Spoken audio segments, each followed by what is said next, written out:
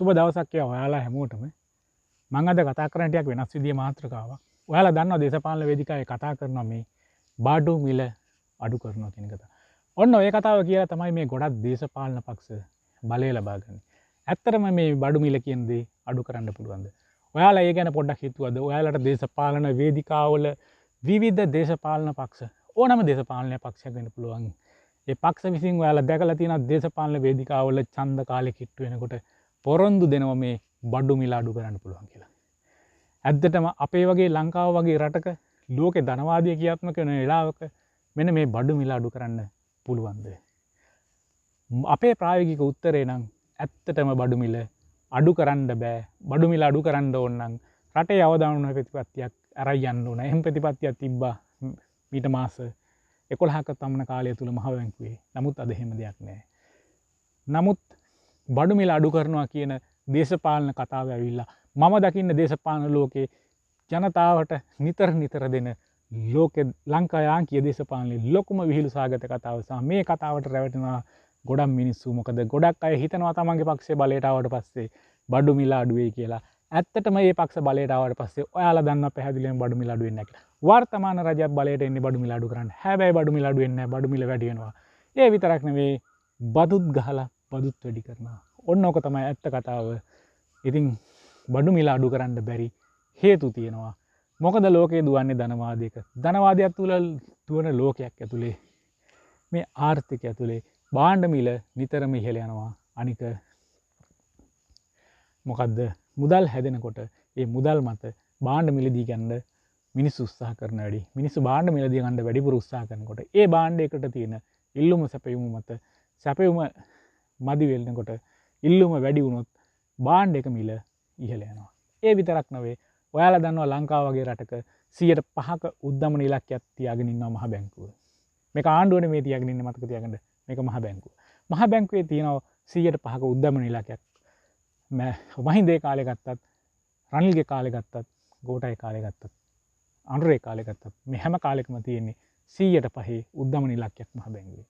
ඉතින් මේ 105ක උද්දමන ඉලක්කයක් තියෙනවා කියන කතාවේ තේරුම තමයි හැම අවුරුද්දකම භාණ්ඩ මිල ඉහළ යනවා මේ උද්දමන නිසා. ඒ නිසා ගොඩ කවුරු හරි කෙනෙක් කියනවා නම් භාණ්ඩ මිල අඩු කරන්න පුළුවන් කියලා. ඇත්තටම ප්‍රායෝගික ලෝකේ ඒක කරන්න බෑ. මොකද මේ උද්දමන නිසා භාණ්ඩ මිල ඉහළ යනවා.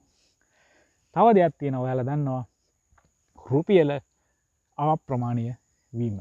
ඔයාලා දන්නවා දිගින් දිගටම නිතරම කතා කරන දෙයක් තමයි මේ ඩොලරයට සාපේක්ෂව රුපියලේ අප්‍රමාණය ගැන තමයි අපි වැඩිපුර කතා කරන්නේ. ඉතින් මේ රුපියල අප්‍රමාණය වෙනකොට ඔයාලා දන්නවා පිටරටින් භාණ්ඩ ගේනකොට වැඩි රුපියල් ප්‍රමාණයක් ගෙවන්න සිද්ධ වෙනවා ඩොලරය මත. ඩොලරය මත වැඩි මුදල් ප්‍රමාණයක් ගෙවන්න සිද්ධ වෙනවා කියන්නේ පිටරටකින් ආනයනය කරන භාණ්ඩ මත වැඩි මිලක් අපිට ගෙවන්න සිද්ධ වෙනවා. ඔයාලා හොඳම උදාහරණය ඔයාලා දන්නවා මේ වාහන කතාව. වාහන කතාවේදී වාහන මිල ඉහළ යනවා. හැබැයි වාහන මිල ඉහළ ගියාට හේතුව ඩොලර් මිල ඉහළ යන. ඩොලර් එකේ වටිනාකම ඉහළ ගිලා තියෙනවා. ඉස්සර ඩොලරයක් 170 ගණන් 80 ගණන් තිබ්බ. 200ට කිට්ටු වෙලා තිබ්බ ඩොලර් එක අන්තිමට 370 ගණන් වලටම යනවා. එතනින් ආපස්සට මේ අවදාන ප්‍රතිකත්ති එක්ක 300 පාත වැඩිලා 294 95 96 ඒ අතර තියෙනකොට තිබිලා දැන් ආයේ නැවත වරක් මේ රුපියල 304 වගේ ඉලක්කමක් වටා මේක කැරකෙනවා. ඉතින් අපි දන්නවා හැම අවුරුද්දකම මේ රුපියලේ අගය අවප්‍රමාණය වෙනවා. ඉතින් මුදලක් අවප්‍රමාණය කිරීම ආර්ථිකයට එක පැත්තකින් හොඳයි. සමහර විට නරක වෙන්නත් පුළුවන්. හැබැයි මේ අවප්‍රමාණය කරගන්න වේගය මත තමයි කරලා පවතින්නේ. ඉතින් මේ රුපියල අවප්‍රමාණය වීමත් භාණ්ඩ මිල ඉහළ යන්න හේතු වෙනවා. මොකද මේ බඩු නිෂ්පාදනය කරන්න ගොඩක් අමුද්‍රව්‍ය පිටරටින් ගේන්න සිද්ධ වෙනවා. ඒ අමුද්‍රව්‍ය මිල ඉහළ යනකොට මේ භාණ්ඩවල නිෂ්පාදන පිරිවැය එනවා. නිෂ්පාදන පිරිවැය ඉහළ යනකොට භාණ්ඩයක් වෙළඳ පොළට ඇවිල්ලා විකුණුම් මිලත් ඉහළ යනවා. ඒ විතරක් නෙමෙයි ඔයාලා දන්නවා රටක බදු ප්‍රතිපත්ති තියෙනවා. බදු ප්‍රතිපත්ති සංශෝධනය වෙනකොට රටක රාජ්‍ය ආදායම වැඩි කරගන්න බදු වැඩි කරොත් මේ බදු වැඩි කිරීමත් එක්ක භාණ්ඩ මිල ඉහළ යන්න පුළුවන්. ඔයාලා දන්නා මෑත කාලේ බදු වැඩි කිරීම ගැන ලොකු කතා බහක් ඇති වුණා. මේ බදු වැඩි කිරීම නිසා භාණ්ඩ ගණනාවක් ඉහළ ගියා. ඇත්තටම ලංකාව වගේ රටක මේ ස්පෙෂල් කොමොඩිටි ලිවි එක නැත්තම් මේ අත්‍යවශ්‍ය ආහාර ද්‍රව්‍ය මත පවා බදු අය කරනවා. ඔයාලා දන්නවා හාල් වගේ දේවල් මත, ලුණු වගේ දේවල් මත, එතකොට සීනි වගේ දේවල් මත අල්ල පරිප්පු මේ හැම දෙයක් මත බදු අය කරනවා. එතකොට මේ බදු එකතු වෙනකොට බාණ්ඩ මිල ඉහළනවා. ඔයා ඒ විතරක් නෙවෙයි ඔයාලා දන්නවා ලංකාව වගේ රටක ආහාර නිෂ්පාදනය වගේ දේවල් භාණ්ඩ නිෂ්පාදනය වගේ දේවල් සීමිතයි. ඒ කියන්නේ බාණ්ඩ අඩුයි ඉල්ලුම වැඩි. එතකොටත් බාණ්ඩ මිල ඉහළනවා. ඒ කියන්නේ ඉල්ලුමට තරම් සැපයුම් කරන්න තියෙනකොටත් බාණ්ඩ මිල. ඒ විතරක් නෙවෙයි ඔයාලා දන්නවා මහ බැංකුවේ පොලි අනුපාත අඩු වෙනකොට මිනිස්සුන්ට ණය ගැනීම හැකියාව වැඩි වෙනවා. එහෙම නැත්නම් මිනිස්සු අතරට ණය අරගෙන මුදල් සංසරණය ඉහළ යනවා. මුදල් සංසරණය ඉහළ යාමත් නිසා බාණ්ඩ මිල ඉහළ යන්න පුළුවන්. ඒ විතරක් නෙවෙයි ආර්ථික අර්බුද වගේ දේවල් ඇති වුණාම ඒ කියන්නේ වැඩිපුර සල්ලි පද්ධතියට එකතු කරපුවා නැත්නම් අපි ඔය සල්ලි අච්චු ගහනවා කියන්නේ සල්ලි අච්චු ගහනවා කියන කතාව වැරදියට තේරුම් ගන්න එපා මේ ප්‍රින්ටරේට දාලා කොළ අච්චු ගහන කතාව කියලා. මෙතන මහ බැංකුව සල්ලි අච්චු ගහන විදිය පොඩ්ඩක් වෙනස්. ඉතින් අන්න ඒ වගේ අමතර ද්‍රවශීලීතාවයක් එහෙම නැත්නම් පද්ධතියට අමතර මුදල් එන්නත් වෙනකොට නැත්නම් ලංකාව තුළ සංසරණය වෙන සල්ලි ප්‍රමාණය වැඩි වෙනකොටත් මේ බාණ්ඩ මිල ඉහළ යනවා. ඒකට හොඳ උදාහරණයක් දකින්න පුළුවන් 2021-22 අර්බුද කාලෙදී වැඩි සල්ලි ප්‍රමාණයක් පද්ධතියට ඒමත් එක්ක බාණ්ඩ මිල යනවා. ඒ විතරක් නෙවෙයි ඔයාලා දන්නවා විදේශය වලින් ගලාගෙන එන සංචිත අඩු වෙන්න පුළුවන්. ඒ කියන්නේ විදේශ ප්‍රේෂණ අඩු වෙන්න පුළුවන්. නැත්නම් විදේශ ආදායම අඩු වෙන්න පුළුවන්. විදේශ ආදායම අඩු වුණාම ලංකාව වගේ රටකට පිට රටින් ගන්න සිද්ධ වෙන බාණ්ඩ වගේ දේවල් ගන්න බෑ. ඔයාලා දන්නවා අල ලුණු පරිප්පු වල ඉඳලා හාල් වල ඉඳලා ලංකාවේ ගොඩක් වාහන වගේ දේවල් වල ඉඳලා ගොඩක් දේවල් ඒ කියන්නේ හැන්ද කෝප්පේ ඉඳලා ඉදි කට්ටේ ඉඳලා ගොඩක් දේවල් අපි පිට රටින් ගේන්නේ. එහෙම රටක පිට රටින් ගේනකොට අපිට ඒ බාණ්ඩ ගෙන්නා ගැනීමට අවශ්‍ය විදේශ මුදල් මදි වුණොත් අන්න එතකොට විදේශ මුදල් මත වැඩිපුර ඉල්ලුමක් ඇති වෙලා බාණ්ඩ මිල ඉහළ යන්න පුළුවන්. ඔය වගේ නොයෙක් ක්‍රම නිසා බාණ්ඩ මිල ඉහළ යනවා. නමුත් පොදුවේ ගත්තාම මේ 105ක උද්දම නිරක්කත් එක්ක බඩු මිල අඩු කරනවා කියන එක සදාකාලික හිණක්. ඔයාලා දන්නවා ඉතිහාසය පුරා ආපස්සට හැරලා බලනකොට ඔයාලා පරණ අයගෙන් අහන්න ඔයාලගේ සීයලාගෙන් තාත්තලාගෙන් අහලා බලන්න ඒ කාලේ බඩු මිල තිබ්බ හැටි. මොකද මට මතක උදාහරණයක් මම කියන්නම් 2004-2005 කාලේ වෙච්ච දෙයක් ගැන. රනිල්ගේ ආණ්ඩුව අවසාන කාලේ වෙනකොට ලංකාවේ හාල් මිල තිබ්බේ 19ත් 22ක් අතර. ඒ කාලේ මතකයි ඔය ඉන්දියන් හාල් එකක් එහෙම ආවා. අපිට ඉන්දියන් කෝරාද මොකද්ද කියලා මට මතකද? නිකන් සෙවල තියෙන හාල් එකක් එහෙම තිබ්බ ඒ කාලේ. නමුත් ඔන්න මහින්දගේ ආණ්ඩුව ඉවර වෙනකොට ඔය 2012 ආර්ථික අර්බුදය එහෙම ඇවිල්ලා ඉවර වෙනකොට සාමාන්‍යයෙන් හාල් මිල යනවා රුපියල් 67කට අවුරුදු 9ක් විතර වගේ 9-10ක විතර කාලයක් ඇතුළත හාල් මිල යනවා අර 20ක විතර සාමාන්‍ය අගයක ඉඳලා 68 දක්වා. ඔයාලා දන්නවා ඊට පස්සේ එනවා යහපාලන යුගය කියලා පොහොර පානාධාරය අයින් කරනවා. ඒ පොහොර සානාධාරය අයින් කිරීමත් එක්ක අර ඉල්ලුමට සැපයීම يعني මොකද ධනවාදී පැත්තට යොමු කරන එක. ඊට පස්සේ වෙන්නේ දේ හාල් මිල ඉහළ යනවා. ඔයාලා දන්නවා 68 ඉඳලා සාමාන්‍යයෙන් එයාලා 60ට හාල් දෙන්න ආවේ. හැබැයි හාල් මිල ඉහළ යනවා සාමාන්‍යයෙන් දල වශයෙන් 90ත් 100ත් අතර මුදලකට. ඕක තමයි ඉතිහාසෙ සිද්ධ වුණේ. ඊට පස්සේ ඔයාලා දන්නවා ඔන්න ඔහොම යනකොට හාල් මිල ක්‍රමෙන් 100 පන්නගෙන යනවා යහපාලන ඉවර වෙන කාලේ. ඊට පස්සේ ඔය විදිහට ගිහිල්ලා ඔයාලා දන්නා 2021 22 2019 ඉඳලා ඔය අර්බුදේ එන්නේ 2021 22 අර්බුදේ උග්‍රමස්තාවට යනවා.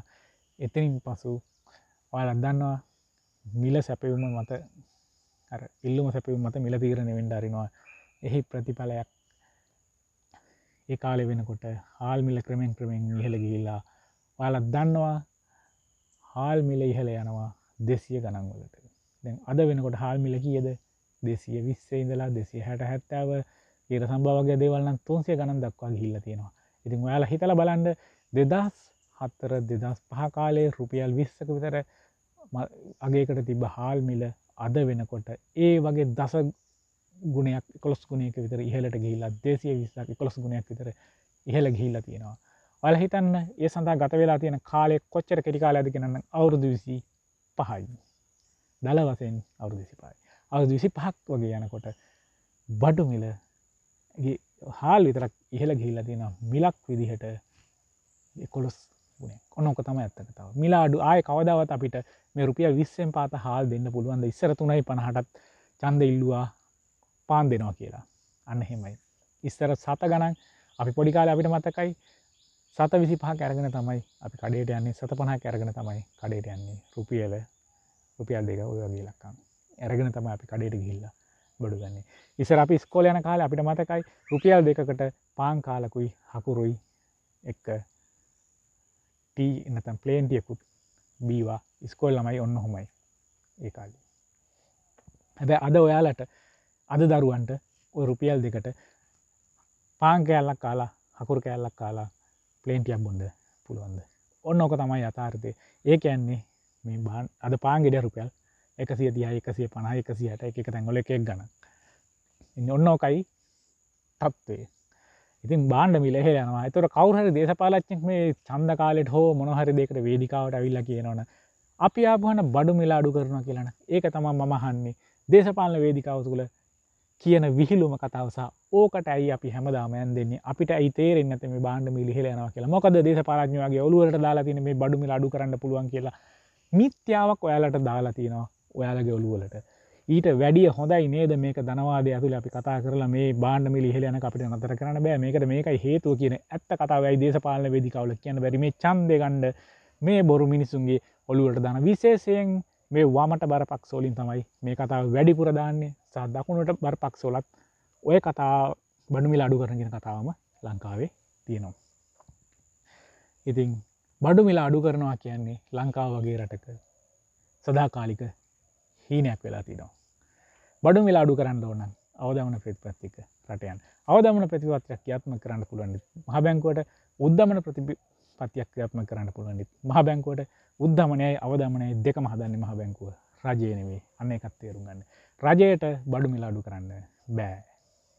ඔන්න ඕක තමයි ඇත්ත කතාව. ඒ හින්දා ආයෙවත් මේ ඡන්දවලදී කවුරු හරි කෙනෙක් ඇවිල්ලා බඩු මිල අඩු කරනවා වගේ පොරොන්දුවක් දුන්නොත් ඒ දේශපාලඥයා කියන්නේ දැන පට්ටපල් බොරු කියන එක ඔයාලා තේරුම් ගන්න ඕනේ. සහ ජනතාවක ඉදිරියේ ඒක අවධාරණය කර ගන්න ඕන හිත ඇතුලේ. මොකද එහෙම නැති වුණොත් අපි හැමදාම මේ දේශපාලඥයන්ගේ තියෙන සුරංගනා කතා මේ ෆැන්ටසි ඇතුලේ අපි තනි වෙලා අපි මේ ෆැන්ටසි ඇත්ත කියලා හිතාන හැමදාම මේ එක කාලෙන් කාලෙට කියන දේශපාලන කයි කතන්දරවලට රැවටි ඉන්නවා. ඊට වැඩි අපි යථාර්ථය තුල මේ දේශපාලනය ගැන කතා කරලා එහෙම වුණොත් තමයි මේ රට සාමකාමීව ආර්ථික වර්ධනයක් ඇති කරගෙන රට ඉස්සරහට යන්න පුළුවන්. එහෙම නැතුව දේශපාලන ෆැන්ටසි ඇතුලේ හිර වෙලා නෙවෙයි. මොකද අපි හැම වෙලාවෙම හිතන්නේ ඇත්ත කතා කරන්න ඕන කින්දේ. ඇත්ත යථාර්ථය කියන්නේ ඇත්ත ලෝකයේ තුල කරන්න පුළුවන් දේ කතා කරන එක ක්‍රියාත්මක කරන එක හොඳයි කියලා තමයි අපි රටක් විදිහට හිතන්නේ. ඉතින් ඔයාලට මේ ගැන මොකද හිතෙන්නේ? ඒ ගැන ඔයාලට පුළුවන් අපිත් එක්ක බෙදා ගන්න. ඉතින් ආයෙත් දවසක මේ වගේ වීඩියෝ එකකින් හමු වෙමු. එතෙක් සමුගන්න මම ප්‍රදීප් මොදසා.